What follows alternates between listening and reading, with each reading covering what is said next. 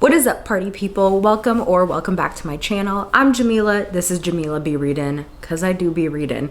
And today we are doing a tag video. This is my first time. No, this is not true. I guess the very first video that I posted on here was the Booktube newbie tag. But since then, I don't think I've ever done a tag on my channel. These have gotten out of style. They were really popular on Booktube circa like 2012 to like 2015. I was not participating at that time because I didn't have a channel, but I was watching a lot of Booktube at the time and there was a lot of tags. So it's kind of exciting to see them starting to come back. The tag that I'm going to be doing today is the Get to Know My Tastes tag. This was created by Madi from My Name is Madi Ness and Sam from Thoughts on Tomes, which I'll have both of their videos and channels linked in the description. But they created this tag as a way to get to know other people's tastes, or I guess for people to describe their tastes. Anyways, you're gonna get to know my tastes in this video. But before we get into the questions, a couple of housekeeping things.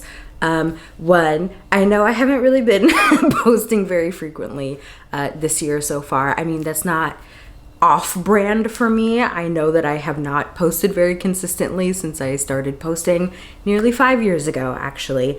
And you know, if I've gotten a lot of newer followers in the last like 6 months, so you're probably like, bitch, where you at? You know, and to that I'd say it's very on brand for me to be a little bit inconsistent. I'm trying. I say this every time. I do really want to start being more consistent on here, but you know, life. I do have a full-time job. I have a very active social life. I have a lot of things going on behind the scenes, so I'm trying my best. This is a fun, creative outlet for me, so I want to be here more and create more content, but we'll see. I've also been dealing with some like health and like dental things that have kind of prevented me from filming as well, but I'm doing good. I'm well now. Hopefully that will continue on. So yeah, I'm here with this video. I have some videos in the pipeline. And yeah, the other thing that I wanted to talk about was that I actually launched a bindery page. It is a free, completely free bindery page. If you're not familiar with bindery, it is along the same veins as like a Patreon, but for like bookish content creators. So there's a lot of people on there from like Book Talk, Bookstagram, Booktube who are like making content, and like they have extra content that they are providing at a cost. Like I said, similar to a Patreon. And then there's a select number of tastemakers, as they call it, who have their own imprint and they're actually like publishing books. So that's really awesome. I created a page just for free. I launched a couple weeks ago. And I just kind of wanted a hub for all of my content since I post on various social media platforms. And then I'm also doing some written posts. I'm trying to do weekly or every other week where I'm just updating people on the media I've been consuming, what I've been watching, what I've been reading, what I've been listening to. I have my first post up if you want to go check it out. And it's fun. I kind of want to get into written content. I like writing written reviews, even though I never do it for books really, but it's fun. And I hope it's something that you guys can enjoy as well. So I'll have that also linked in the description if you want to go subscribe. It's free, again, completely free. So yeah, all right, now that I've talked your ear off with this very long intro, let's get into the questions. All right, question number 1, how do you rate books? So that's a great question. I have a hard time rating books recently. I mean, I will rate books, I still do. I feel like I've not been rating books on Goodreads very frequently recently, just because I find it's just very irritating that they still don't have half or quarter stars. But do you want to know who does? Storygraph. So I do rate on there and like keep track of it in my own personal like reading tracking, and obviously I'll like talk about it during my wrap-ups and stuff like that. But I still do mostly rate books. I think it's good shorthand, I guess, for what someone is thinking about a book. Although I find that I'd rather people like take in my full thoughts about a book. rather than just looking at what I rate it, because I feel like it kind of depends. So let's get into it. Let's break this down, okay? So 1 star. Obviously, it's flaming hot garbage, right? Like, I hate it. One of the worst books I read of the year. Terrible. Like, pretty straightforward. And same with a 5 star, right? Loved it. Amazing. One of my favorites of the year. Those two on the extremes, like, I feel like those are pretty clear. If it's a 5 star, I absolutely loved it. If it's a 1 star, I hated it, okay? The 3 in the middle, though, is where it gets a little dicey. So 2 stars, I also probably didn't like this book. There may be a redeeming quality. Like, I could recommend a 2 star. Like, it might be something that just didn't work for me and my taste. Or it could just be objectively bad, but there was like 1 or 2 interesting things happening, right? But typically a 2 star is also a book that I don't like. 3 star is doing a lot of heavy lifting. Okay, 3 stars can mean a lot of different things, and also depending on the genre as well, right? Like, a 3 star romance for me, like, is one that I would recommend and I probably liked. I had a good time. It was entertaining, but I might not be thinking about it much afterwards. You know what I mean? 3 star, like, literary fiction is probably like, I'm disappointed. You know, same with like a fantasy. It's like, it had some interesting things going on, but it didn't live up to its full potential.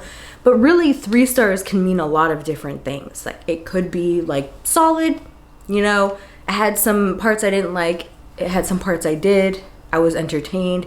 It could be a disappointment, and like, that can come off as bad. Like, it could be like, imagine if I was reading a new N.K. Jemisin and I gave it a 3 stars. Like, that is like major disappointment. Like, whoa, you know what I mean?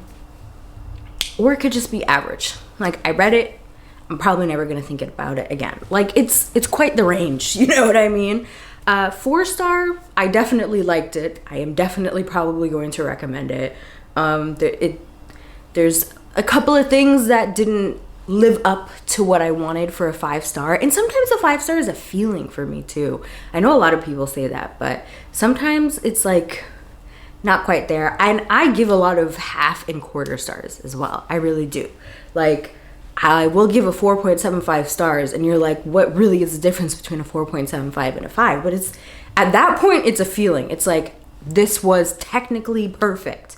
I enjoyed the hell out of this, but it just, there's a little je ne sais quoi that was not there, you know, to make it a 5 star. So all of that to say, I rate books, I do, but it's a little difficult for me because I feel like it kind of means something different depending on the book or the genre.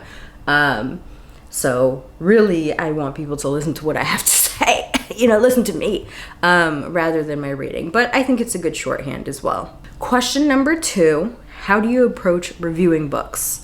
What is your review style? Are you analytical, emotional, casual, or structured? If you guys have been watching me, you know I just come on here and start yapping. You know what I mean? I used to be better about written reviews, not on Goodreads, but when I was really in my Bookstagram era, I would do written reviews, and I'd really like think about it and try to put something like that's like kind of short, but like gets all my thoughts across. I don't know that I was ever like totally good at it, but I missed that. I think I want to try to like revisit that era this year of doing like little book reviews on Instagram, because that was fun. I do like reviewing books. I like writing reviews. I also like just coming on here and yapping about my thoughts. You know, I have many thoughts about things. So I guess I'm kind of a mix. Like, I like to talk about how a book made me feel, whether or not I liked the characters. I don't need to like a character to like a book. So I'll usually distinguish that as well. Like, do I think that the character work was good? Even if I didn't like this character, does it make sense within the context of the story? The writing, I mean, I'm not someone that looks too intensely at the writing. I mean, I will notice if it's bad writing. I will notice if things are not making sense plot-wise or world-building-wise, especially world-building-wise. Yeah, you guys know that's my bread and butter. I love world-building, and I will pick apart if this shit does not make sense, you know? I'm not someone who has a preference over style of writing. I know there are some people that prefer very flowery, overwritten prose, and there's some people who just want something very basic. I can go with either if it works with the story, but I guess I land somewhere in the middle of what I'm looking for. I like beautifully written things, but I find that oftentimes when I pick up something that is intentionally flowery, it doesn't usually work for me. I just think it's not being done well, but there are other books that have been written. I find that poets who write fiction books, though, that's the type of like beautiful writing that I like. But yeah, I kind of look at it all, you know, and also go on the feeling. Did I have a good time? All that stuff. Question number 3 is, what's the book that made you a reader? So I've always been, well, not always. I think there was like a gap of when I was like in high school and college where I wasn't reading that much. But in my early years, I was reading. I was a very voracious reader. And the one book that comes to mind for me that really got me into reading was the Cam Jansen books. I wanted to have a photographic memory so bad. I would like really try to force myself to have a photographic memory, which is so funny because I have a terrible memory now. But in any case, that really got me into reading when I was like 5 years old, 6 years old. Percy Jackson. I have a very clear memory of how I first learned about Percy Jackson. I was in the 6th grade. It was my very first Scholastic Book Fair in middle school after I just moved to Oregon. And a friend of mine was like, oh, I picked up The Lightning Thief. And she was like, oh, that book is so good. You have to read it. So I got it and I read it, fell in love. I loved mythology as a kid as well. So it was right up my alley. And then, of course, there is that series that will not be named. Yeah, that was one of my first fandoms, honestly. So that definitely got me into reading. Tragic about it all now. Not one I would recommend or tell anyone to read or introduce to their kids now. There's plenty of other fun, magical books that people could be reading now, diverse books as well. So those are kind of the ones that got me into reading. And then I guess I'll shout out Aragon, the Inheritance Cycle. I think those were the first books that really got me into like high fantasy. I tried rereading Aragon like last week actually, and I was like, you know what? Maybe this needs to live in my memory. So I don't know how much it holds up. I still kind of want to go back and try to reread it, but I was like, oh, this writing is actually not that great now that I'm older. But I do credit it for getting me into high fantasy. Question number 4 is, do you have a genre niche? No, I read pretty much anything, and I will read pretty much anything. I'd say the one genre that I would not actively pick up for my own pleasure of reading would be self-help, although I do pick up at least one self-help book every year, which is the reason being that I'm a part of a book club here in Portland called Pros Before Bros, and every January we read a self-helpy type of book. They are generally better than the typical self-help books, usually written by white people. But it is self-help nevertheless, and it does tend to be my least favorite month of book club.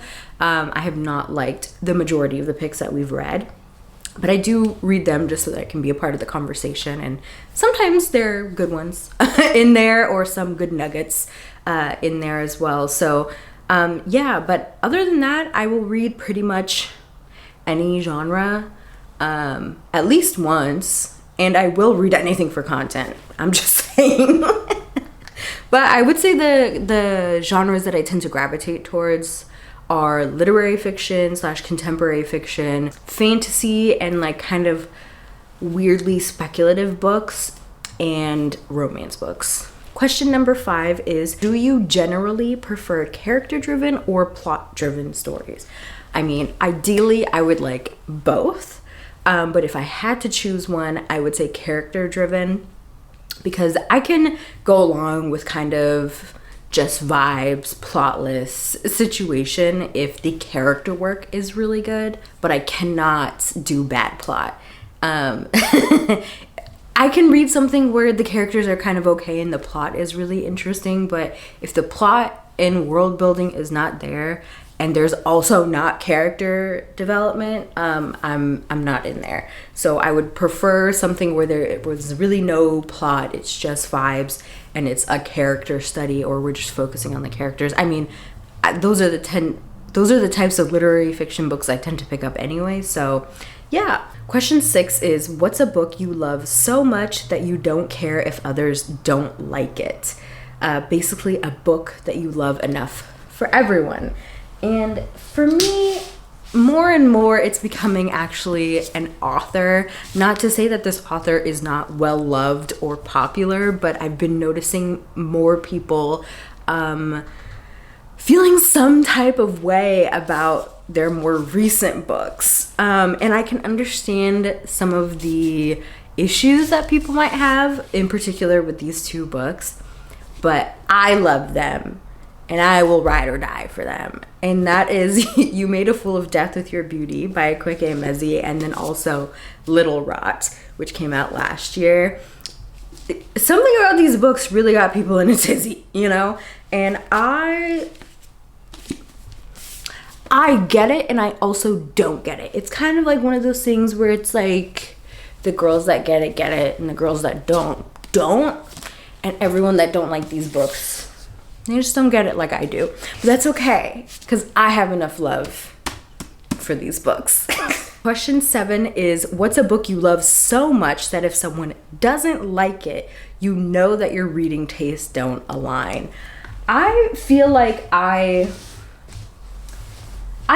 really understand that reading is subjective, so there's not a lot of books that I will be like, whoa, we're not the same here. We're not on the same wavelength. But I will say the Broken Earth trilogy by N.K. Jemisin, if you don't like this series, we're just not, I don't think we're gonna get along at all, you know what I mean? No, that's a little bit extreme, but if you don't like this series, then I feel like we're probably not on the same wavelength of what we're looking for in speculative fiction, I guess. This is just such a goat of a series, you know.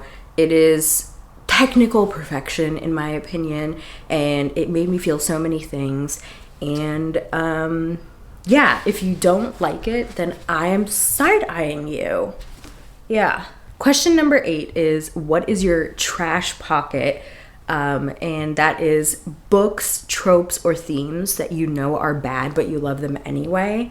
So, like I said, I will read just about anything. And honestly, I am easily entertained, you know, as long as it's decent writing and things make sense. Like, I will roll with you. You know, I will roll with you. Will I give you like a 5-star? Probably not, but I will roll with you. And an author who maybe suddenly is a little too much, who, you know, over time has really, you know, found her groove and has made me a fan. That has to be Ali Hazelwood, you know. These 2 books in particular, like, she did. I really loved these books. Like, these were actually like 4-star reads for me. So, and Bride, you know, it was like a 3.5 star, but I ate it up. You know, it's a little silly goofy. I think I really did not like early Ali Hazelwood. I think that was a little too corny. It was a little too quirky, you know, but she settled down. She got a little frisky. She got a little weird. And that's where I started to buy in. I was like, okay, I am picking up what you're putting down now. So that's my trash pocket. Not to call Ali Hazelwood trash, but in any case. Question number 9 is, do you have any deal breakers in books? Something that, if present, immediately turns you off?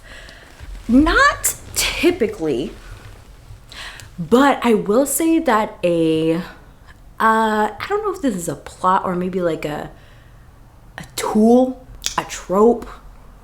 I don't really know what to call it. A device, a writing device that I don't like is the time loop, Groundhog's Day. I just don't like that in any media that I consume. I have been personally victimized by that one episode of Supernatural where, spoiler alert, Dean kept dying and Sam had to figure out like why this was happening, and he just kept waking up and it just kept happening. I was personally victimized by that episode, and ever since then I could not handle a time loop storyline. I can't. I really want to attempt to read some books that feature that, to like maybe see if I would like it in book format, because I don't think I've actually read that device in a book. It's mostly something that comes up in shows or movies that I've seen, and I've avoided it in books because of that reason. But yeah, it frustrates me so bad that I cannot handle it. So yeah, I guess if that is present, I usually am like, nah, I'm not reading this. Question number 10 is, what's a strong opinion you have about a book released within the last year? Blood of Hercules should not exist. Question number 11 is, what do you look for in writing? I mean, it's gonna depend on the genre, right? Like, if I am reading a fantasy book, I need strong, sensical, cohesive world building. I love world building so much. I love getting immersed in a world. I'm the type of person that asks a lot of questions about what's happening in the world. And if the book cannot answer those questions, or a series cannot answer those questions to me, like, I'm gonna have a problem. And I know I ask a lot more questions than maybe the average reader is asking about these things. It's just who I am. I'm also a lawyer. Like, my brain is automatically firing off questions constantly about everything. But I can tell when it's like I'm just asking for too much, or when it's like, you should be able to answer these questions. So for me, like, world building is key. I'm also looking for characters that make sense within the context of the story. Are they making decisions, like, even if they're making decisions that are stupid or nonsensical, like, does it make sense within the context of the story? Like, are they acting in a way that makes sense for the story? Again, I'm not someone that's like actively looking for flowery language. I like something like a mix. And I guess if I had to choose, I would prefer a more direct writing style. But yeah, in a romance, does the romance make sense? So is there romantic development? I feel like some of these books lately, they're not really caring about the actual development part of the romance. It's just suddenly they're together with a slapstick of tropes thrown in. And it's like, you need to convince me to buy into this romance, you know? Question number 12 is, how do you decide what to read next? It's kind of all over the place. I think for a long time, I've been picking up books based off of like video and content ideas, but I'm trying to like not move away from themed videos. I really like making those, but I'm such a mood reader that sometimes, like, if it's not going right, the books are not hitting, and I want a DNF, like, I'll just cancel the whole video. There's like so many videos that I've started or even finished and I just didn't like how it came out, or I just wasn't feeling the concept in that moment anymore. So it's kind of all over the place, but I also can't just mood read. Like, I will flounder. Like, it's like I have decision fatigue constantly. So it's a little bit tough. I will often go off of like, sometimes like if there's like a really popular book, like I will read it just so that I'm a part of the conversation. I get a lot of recommendations from Madi's Discord server as well that I'm into. There's a lot of people with great reading taste in there. So I'll get recommendations that way. Things that are already on my physical TBR, on my Kindle. and just sometimes I'll just see something and I'm like, I want to read that. So it's kind of all over the place, to be honest. Question number 13 is, where do you get inspiration for booktube content? Kind of related. I get inspiration from what other people are doing, for sure.